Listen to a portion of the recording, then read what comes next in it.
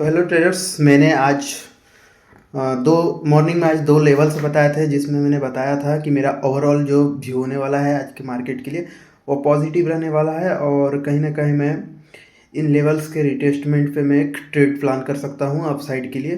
तो मैंने पूरे 3 ट्रेड प्लान किए हैं और चलो मैं दिखाता हूँ उसे। तो हमारा जो है, सबसे पहले तो मैं बता दूँ, ये दो लेवल्स थे, देख सकते हो, 25,800 पे और एक था 25,650 के आसपास।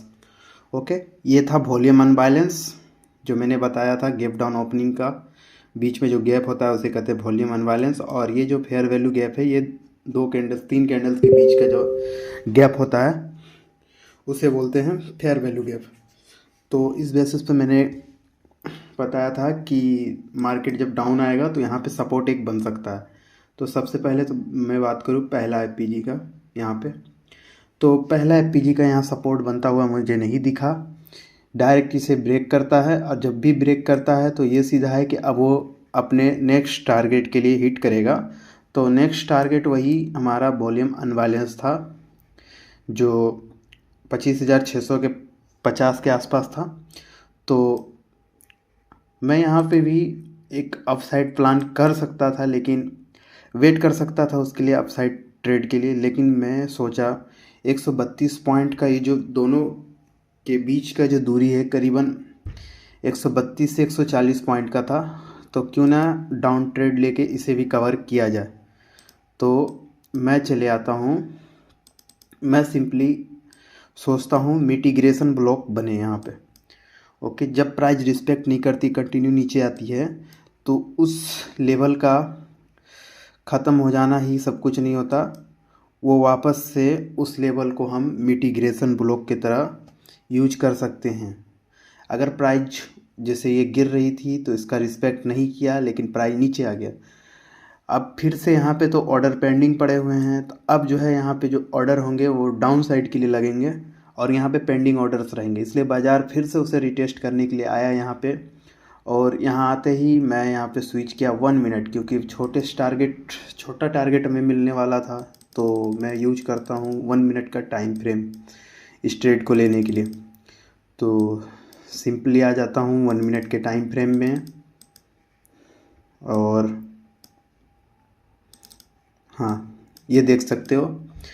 यहाँ पे आने के बाद 1 मिनट, ओके, यहाँ पे आने के बाद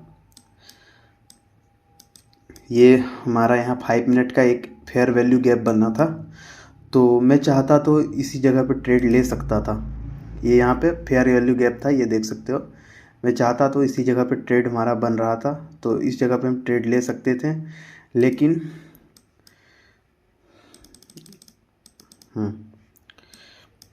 लेकिन यहाँ पे जो है थोड़ा सा स्पेस अभी भी बचा हुआ था वहाँ पे, फिर भी हम प्लान कर सकते थे। और यहाँ पे 1 मिनट में जो है देख सकते हैं इसे टैप कर चुका था और हम यहीं पे ट्रेड प्लान कर सकते थे। लेकिन ये वाला जो जोन था यहाँ पे मैंने सही नहीं समझा ट्रेड लेना, तो इसके लिए मैं वेट किया। पहला लो जब यहाँ लगा, फिर रिवर्सल आया, तो इसके लो को ब्रेक जब इसके लो को ब्रेक किया तो मैंने यहाँ पे एक ट्रेड बनाया। इसके ऊपर स्टॉप लॉस रख दिया अपना 31 पॉइंट का, और ये हमारा 74 पॉइंट का टारगेट। और इसी के साथ यहाँ पे ऊपर गया। यहाँ चाहते तो हम एक अप ट्रेड प्लान कर सकते थे, लेकिन कुछ चीज़ें मैंने देखी 5 मिनट में, इसलिए मैंने ट्रेड प्लान नहीं किया। क्योंकि यहाँ पे एक छोटा सा टारगेट हमारा बनता, छोटा सा ही पॉइंट मिलता है यहाँ पे अप साइड में। और यहाँ पे देख सकते हो ये जो लेवल था, ये जो देख रहे हो ऊपर वाला, ये पूरा फेयर वैल्यू गैप, ये हमारे लिए चैलेंजिंग लेवल था। अब छोटे से यहाँ पे टारगेट के लिए हम अपसाइड का ट्रेड प्लान नहीं कर सकते थे, इसलिए मैंने वेट किया कि हमारा जो है सेकंड जो लेवल है वहाँ पे बाजार आए। उसके लिए फिर से मैंने ट्रेड कुछ प्लान किया, मैं बताता हूँ। ये हमारा सेकंड ट्रेड था डाउन साइड में, 1 मिनट के टाइम फ्रेम के बेसिस पर मैंने लिया था। और मैं बता दूँ, ये देख सकते हो, कहीं ना कहीं मेरा प्लानिंग था कि इसके ऊपर निकलता है तो हम ट्रेड के लिए जाएंगे अप साइड में, लेकिन इसके ऊपर नहीं जाता है बाज़ार और यहाँ से ही डाउन ट्रेंड में आ जाता है। उसके बाद यहाँ पे देख सकते हो एक बहुत बड़ा फेयर वैल्यू गैप भी था, तो कहीं ना कहीं ये मुझे श्योरिटी नहीं दे रहा था ऊपर जाने के लिए। और उसके बाद यहाँ पे देख सकते हो 1 मिनट के टाइम फ्रेम में एक यहाँ पे फेयर वैल्यू बनता है। हम सोच रहे थे यहाँ तक टारगेट मिलेगा हमें, ये पूरा फेयर वैल्यू वॉल्यूम अनबैलेंस है तो इसे कवर करने के लिए आएगा ही मार्केट। और उसके बाद होता भी ऐसा ही है। यहाँ देख सकते हो यहाँ पे एक क्लियर यहाँ पे बनता है फेयर वैल्यू गैप 1 मिनट के टाइम फ्रेम में। उसके बाद प्राइस नीचे आती है, ये पहला लो लगाता है, उसके बाद रिवर्सल देखने को मिलता है और यहाँ पे देख सकते हो बाइंग आती है। जैसे यहाँ पे टैप होता है ना ये फेयर वैल्यू गैप, तो मैं तुरंत इसके लो पे यहाँ पे एक ट्रेड प्लान कर लेता हूँ और ये देख सकते हो 58 पॉइंट का हमें टारगेट यहाँ देखने को मिलता है। उसके बाद मैं यहाँ पे सिंपली क्लोज कर देता हूँ सारे डाउन साइड के पोजीशन को, क्योंकि मेरे पास स्पेस नहीं था डाउन साइड के लिए।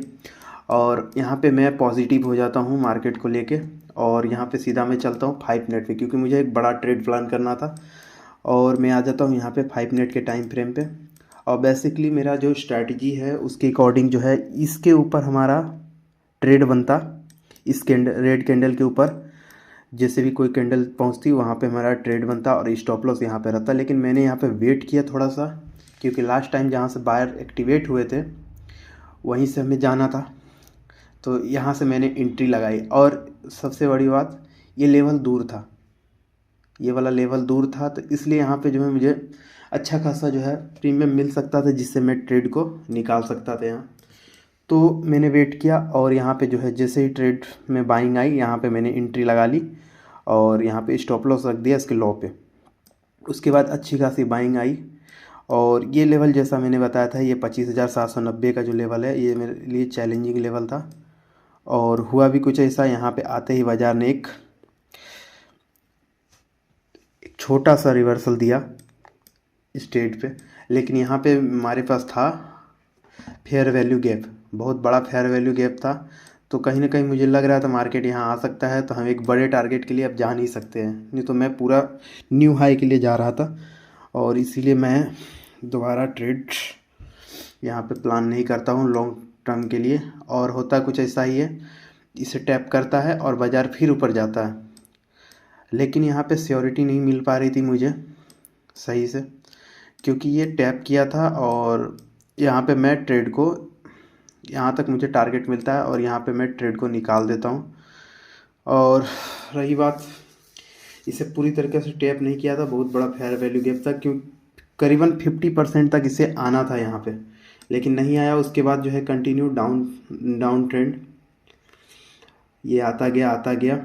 और यहाँ पे एक लॉन्ग टर्म मेरे लेने का एक रीज़न था, यहाँ पे लॉन्ग टर्म में मैं नहीं गया, इसलिए नहीं गया क्योंकि यहाँ पे जब भी बाइंग आती है तो ये जो लेवल है मैंने बताया था यहाँ रिस्पेक्ट नहीं किया था, फिर इधर से ऑर्डर लगे, फिर इसे जब ब्रेक किया तो फिर से ऑर्डर लगे होंगे नीचे में यहाँ पे, तो यहाँ से ही बाज़ार फिर से ऊपर जा सकता था, लेकिन ऐसा हुआ नहीं। सेलिंग आई, कंटिन्यू सेलिंग आई, इस लेवल पे साइडवेज रहा बाज़ार। उसके बाद यहाँ फेयर वैल्यू गैप में आके यहाँ पे आज की क्लोजिंग दी, तो कल उम्मीद है एक अच्छा खासा गैप ऑफ ओपनिंग होगा और मार्केट अप ट्रेंड में जाता हुआ दिखे, क्योंकि नीचे मेरे एनालिसिस में नीचे कोई भी स्पेस खाली नहीं है। तो ये था हमारा ओवरऑल ट्रेड। एक कॉल का ट्रेड बना जिसमें प्रीमियम 84 रुपीज़ मिला हमें। 2 पुट का बना है 1 मिनट के टाइम फ्रेम में जिसमें 46 और 41 का 2 प्रीमियम मिले हमें। ओवरऑल 3 ट्रेड, तीनों प्रॉफिटेबल। तो चलो देखते हैं, कल अपडेट कर दूंगा मैं सुबह में कि मार्केट का अगला मूवमेंट क्या होने वाला है, कौन सा लेवल क्या होने वाला है। चलो मिलते हैं कल।